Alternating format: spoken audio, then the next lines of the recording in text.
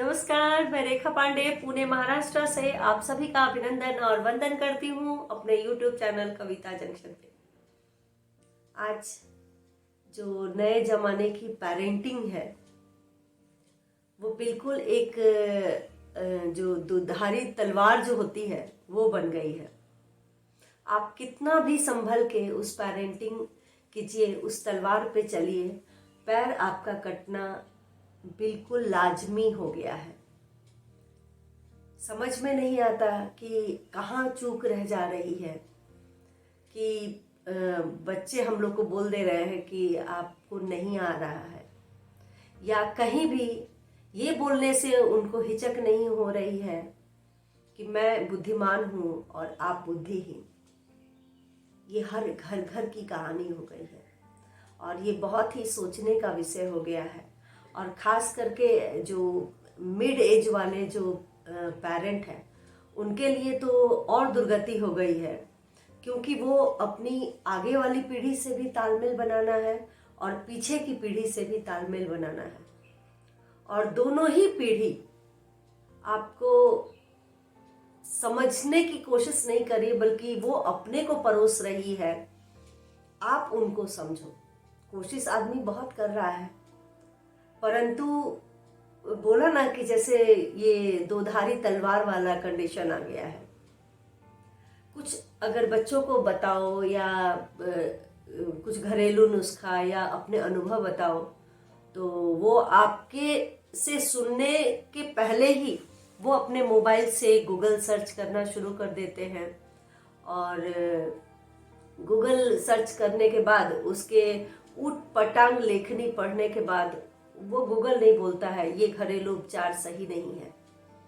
Google बोलता है आप बीमार हो, सब कुछ खाओ, कोई प्रॉब्लम नहीं होता है।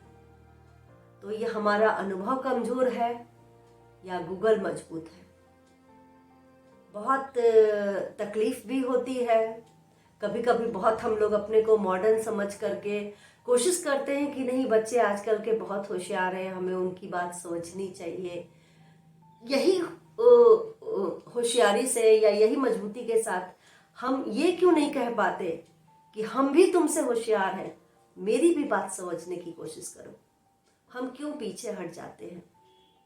और ये सिर्फ एक जन की कहानी नहीं है, ये जिसके बच्चे हैं, चाहे बच्चों की उम्र कोई भी हो, 2 साल की हो, 20 साल की हो, 40 साल की हो, या किसी भी उम्र के बच्चे हो, माँ बाप पीछे ही हो जा रहे हैं। ये ठीक है, पहले भी आता था। पहले भी हम लोग जो गार्जियन आते थे तो मतलब दुलार भी था, लेकिन डांट भी था, पिटाई भी पड़ती थी। लेकिन आजकल तो सिर्फ दुलार रह गया है, डांट पिटाई ये तो बहुत बाद की बात रह गई है। मानो मतलब जो बाल आयोग वाले दुनिया भर के रूल बना दिए हैं कि आप डांट नहीं सकते, आप ये नहीं कर सकते। तो बच्चों के लिए तो कुछ भी रूल नहीं बनाया उन लोगों ने। उसकी वजह से भी गार्जियन धीरे धीरे पीछे हटने लगे हैं। बहुत रूल रेगुलेशन बच्चे भी समझने लगे हैं और सरकार ने भी बना दिया है। तो इस पर एक छोटी सी कविता है कि ये जो परवरिश जो है हमारी अग्नि परीक्षा बनकर रह गई है। आइए सुनते हैं। जब परवरिश ही प्रश्न उठाने लगे, जब परवरिश ही प्रश्न उठाने लगे, संस्कार मुंह चिढ़ाने लगे, औलाद उंगली दिखाने लगे जनरेशन गैप की आड़ में। जब परवरिश ही प्रश्न उठाने लगे, संस्कार मुंह चिढ़ाने लगे, औलाद उंगली उठाने लगे जनरेशन गैप की आड़ में। परंपराओं को ताक चढ़ाने लगे, सुता उत्कर्ष की नोक पर फ्रीडम की धज्जियां उड़ाने लगे। सुता उत्कर्ष की नोक पर फ्रीडम की धज्जियां उड़ाने लगे। फिर अनंत प्रश्न, खुद हम लोग को कितने प्रश्न, रात भर नींद नहीं आती है। फिर अनंत प्रश्न सवालों के कटघरे में आकर खड़े हो जाते हैं। अब क्या करें, कैसे हुआ, कहाँ चूक हो गई, कब नजरअंदाज किया, कैसे करें, कहाँ चूक हो गई, किस बात पे हमने नजरअंदाज कर दिया। किसी की हंसी तो नहीं उड़ाई, न जाने किसकी नजर लग गई। किसी की मैंने हंसी तो नहीं उड़ाई थी, फिर क्यों मेरे पे नजर लग गई। पूर्व जन्म के किसी बुरे कर्म का ये फल तो नहीं है। ये भी आदमी सोचता है। कहीं पूर्व जन्म का किसी पूर्व जन्म के बुरे कर्म का ये फल तो नहीं है।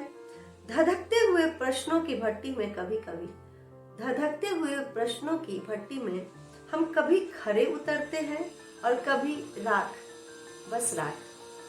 क्योंकि वर्तमान पीढ़ी की परवरिश सिर्फ एक अग्नि परीक्षा बन करके रह गई है। अब उस अग्नि परीक्षा में हम पास होते हैं या नाकाम होते हैं, इसका डिक्लेरेशन भी हमारे बच्चे ही हमको दे देते हैं। कभी कभी बहुत दुख भी होता है, लेकिन फिर सोचते हैं कोई एक घर की बात नहीं है, जब सब घर का यही हाल है। हालांकि ये सही नहीं है, फिर भी बोलते हैं जनरेशन गैप है, परवरिश ऐसे ही है, आजकल का पानी ऐसा है। तो आप इस विषय में अपनी राय जरूर दें। मेरी कविताओं को कमेंट के साथ बताएं कि कहाँ सही करना है और कहाँ उसको और इम्प्रूव करना है।